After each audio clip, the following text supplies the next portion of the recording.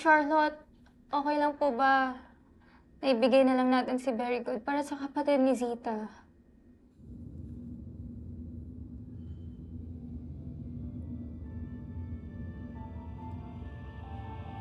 No!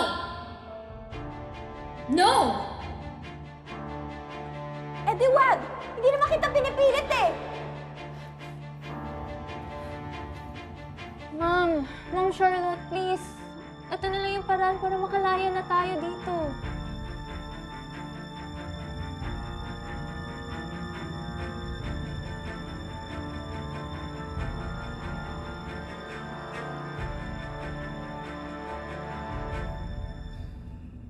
Ma'am, baka naman no pwedeng ipaubahin niyo na kay Sita yung plushie mo. So, paano ako?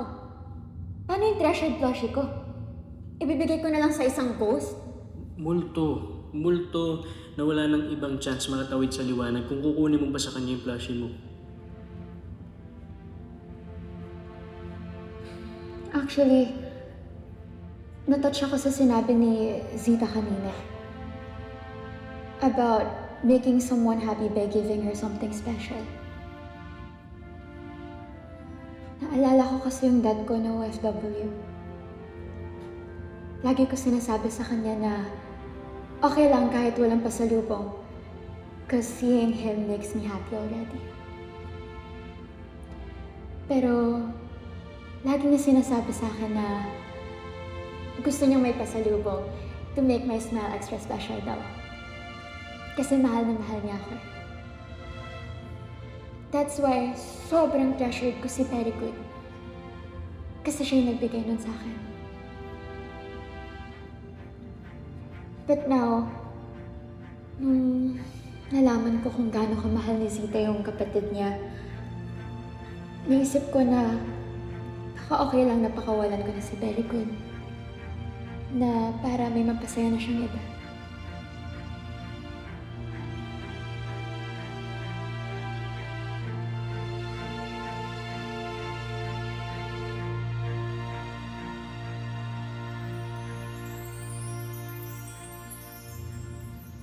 Zita, sige na. Para makatawid ka na. Para makita mo na ulit yung pamilya mo.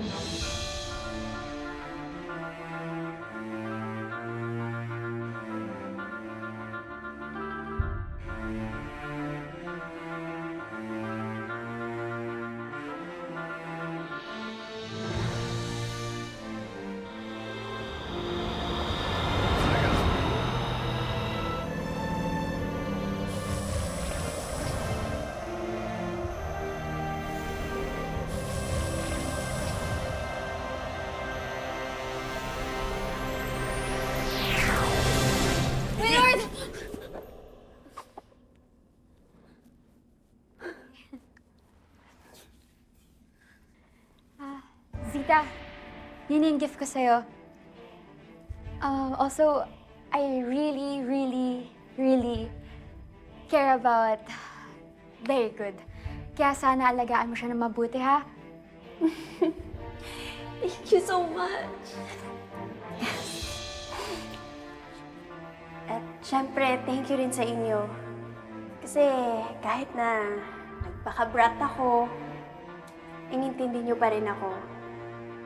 At kinonvince niyo ako na hindi ko kailangan manakit o mambulabog ng ibang tao para lang maging masaya.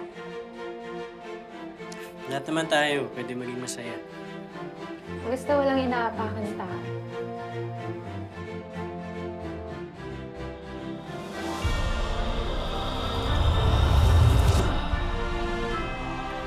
Yay! Group hug! Finally, pwede na tayo umuwi! Ay! Sorry na. Hug daw. Tayo. Wag tayo.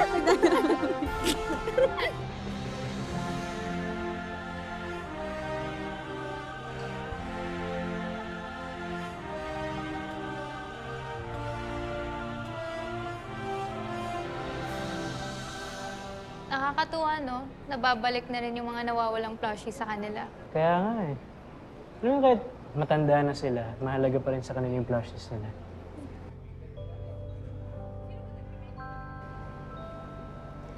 To think na ghost nga yung nagnanakaw.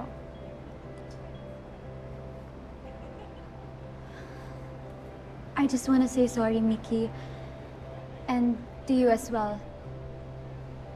Sorry kung nagbintangan ko kayong magnanakaw at accomplice.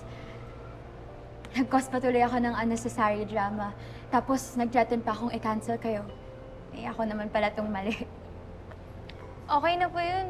Kayo naman po yung nag-sacrifice para ma-solve to eh. Kaya we'd like to thank you for solving the mystery of the lost teddy bears. At para na rin sa pagpapatunay na totoo pala ang multo.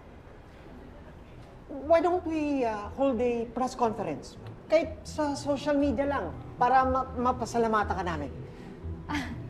Hindi po ako yung nakadiscover po ng ghost. Si Mickey at Willard po. Your trusted and reliable employees. Sila nga po yung nag-take po ng initiative na hanapin po yung mga nawawalang plushies eh. Kaya sana po sila po yung pasalamatan at pasikatin niya po.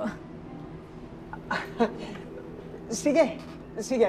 May kasabihan nga naman tayo, di ba, na give credit where credit is due.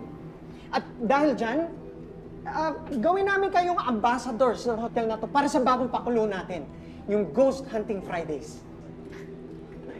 Sige po, thank you po Thank you. At Donna, ano ba ang pwede natin gawin para sa pakulo natin? Thank you po talaga sa pagtanggol, pag-reconnect sa amin ni Willard, ha? Oo nga. Sayang naman po, saglit lang kayo dito sa hotel. Ano ba guys? Stop na with the po and the opo. Just call me Charlotte. We're friends now. Follow niyo ako sa TikTok, Charlotte. Sorry guys, I have to leave na. Pero, alam niyo, I learned a lot from my stay here sa Hotel de Lune. I mean, sa Hotel Julie. Na minsan, it's okay na to let go of things. To make space for better things na papasok pa lang sa buhay. Tama. Tsaka, thank you na pinarealize mo sa akin na huwag masyadong yes ng yes para hindi naabuso. At napagbutihin ko sa trabaho ko para ma-promote ako dahil pinaghirapan ko. Hindi dahil nagpauto ako.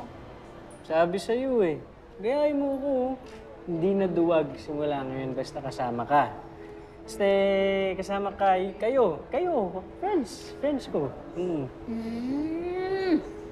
Friends lang ba talaga ang gusto o ano? Ha? Ano yun? Hindi. Ano yun? I mean, baka gusto niyo sumama sa glamping next time. Camping, pero glammed out. Ito siya. Wait lang. Ayan. G? G, Sige. Sa next day off niyo, Sige. Tara.